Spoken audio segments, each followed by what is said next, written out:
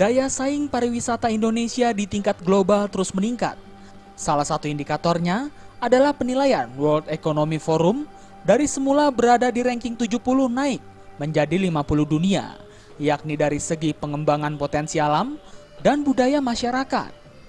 Upaya peningkatan tersebut terus diupayakan, salah satunya dengan mendukung penyelenggaraan event budaya seperti Festival Sriwijaya yang memasuki tahun ke-23.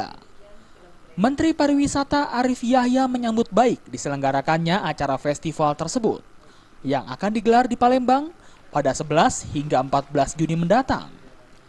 Arief berharap dengan adanya penyelenggaraan Festival Sriwijaya ke-23 ini, target jumlah kunjungan wisatawan mancanegara mengalami peningkatan hingga mencapai 3 kali lipat di tahun 2018 mendatang. Tahun 2018, Palembang akan menjadi Sumsel, akan menjadi tuan rumah untuk Asian Games.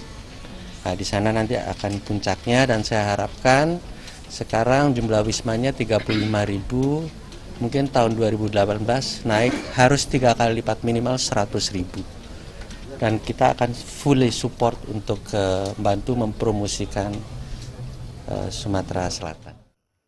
Sementara itu, Gubernur Sumatera Selatan Alex Nurdin yang ikut hadir dalam acara tersebut mengatakan perayaan yang ke-23 kali ini terasa istimewa karena selain didukung secara penuh oleh Kementerian Pariwisata, juga menampilkan ragam kegiatan yang berbeda dari tahun sebelumnya. Kegiatan-kegiatan tersebut mulai dari tarian, seni, pakaian, kuliner, serta pawai budaya dengan banyak melibatkan para seniman dan budayawan dari Sumatera Selatan. Ya, silakan. Ya, ini Festival Sriwijaya yang ke-23. Secara rutin kita sudah gelar setiap tahun, tapi tahun ini istimewa. Dan dengan bantuan Bapak Menteri,